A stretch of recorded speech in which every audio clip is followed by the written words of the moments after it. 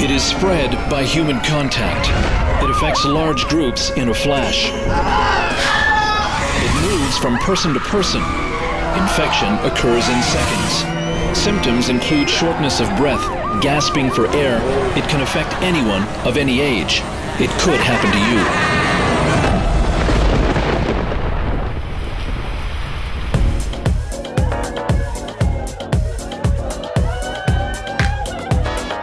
May 3rd, Sunday, is World Laughter Day, and this is a celebration of the value and virtues of laughter, and there are events going on all over the world. In Kingston, we're having a laugh-in. The Kingston Laughter League is having a laugh-in, where we will do a bunch of things. One is we'll have a mass group laugh based on using exercises like laughter yoga and laughercise.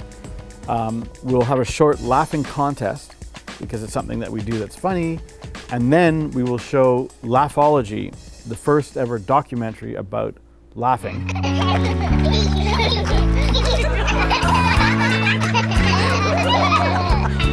My name is Albert Nerenburg, and I work as a journalist. I like facts, but one day I had to face them. It seemed like I had lost the ability to laugh. For many years, I was a pretty serious journalist guy. I was a documentary filmmaker, reporter, and a columnist for the Montreal Gazette in Montreal. And journalism is one of the only professions where we're actually serious is part of the title. People say, "Are you a serious journalist?" And I was kind of a serious journalist until I made this film. This film was very much a turning point in my life, and this film was, as I understand, and I believe it is, the first documentary ever made on laughter. And when I made this film, I lightened up. It changed me.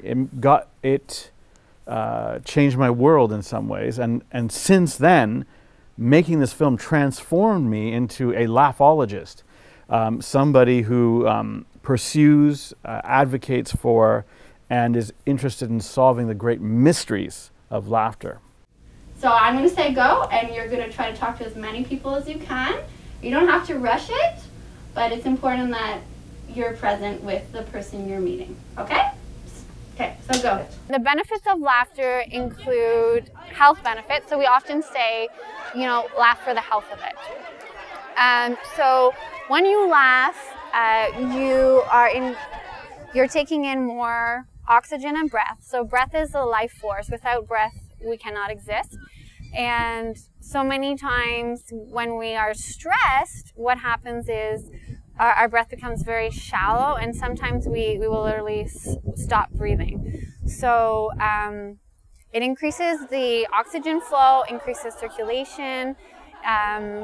It also drops the stress hormone cortisol. And like I said, when you're doing it with a group of other people, you're connecting, and it can also increase your optimism, your sense of health and well-being, and your self-esteem. Into each life, some rain must fall, and it seemed like it was our turn. My partner Shannon's father contracted leukemia. Like many people in life, we encounter a moment where our life has become too serious. And I encountered a moment where I realized I hadn't laughed for months. I was pretty stressed out. There was stuff going on at work. It was just a heavy time in my life. In this case, my parents had died recently, and my wife's father just died suddenly, unexpectedly. So it was a very serious time. And I wanted to find the answer to what happens when your life gets too serious. And either it gets more serious and more sad, worse, or you lighten up. And I found, in my case, that the answer to lightening up was really learning how to laugh again. And not only that, to find out really what, in my case, what laughter really is. Laughter is part of the universal human vocabulary. Regardless of where you were born and the language in which you grew up speaking, everyone laughs in pretty much the same way.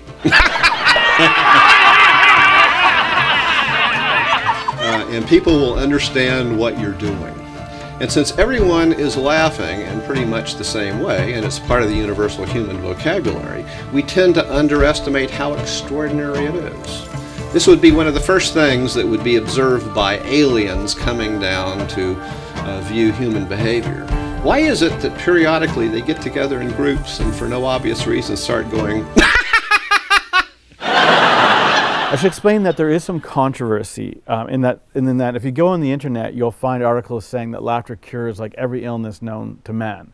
And some of it really sounds exaggerated, and it's important to say that. But that said, there is some solid research in particular areas.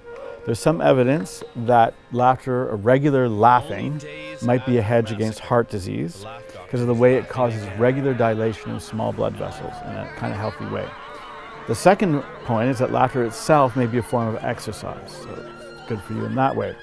There is some evidence that laughter increases the immune cells, or the presence of immune cells in human saliva very, very quickly.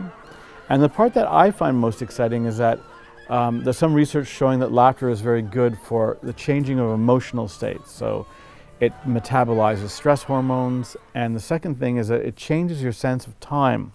So if you live under a lot of stress because you're worried about deadlines and things like that, when you laugh hard, you're in the part of the brain that has no sense of time, and you are kind of liberated from time. And those are the ways that I have seen very much that laughter improves people's lives.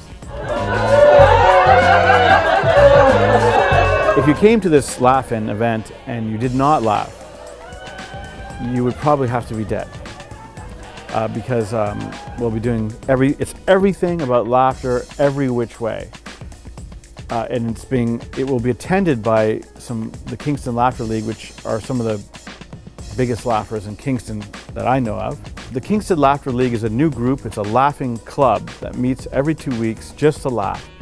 It is really fun, and it's really serious at the same time. It mixes usually another health modality in, where we explore the way laughter mixes in with something else. And what's amazing about it is that you can come in the worst mood, you may not feel good, but after you laugh, you feel completely different, totally changed.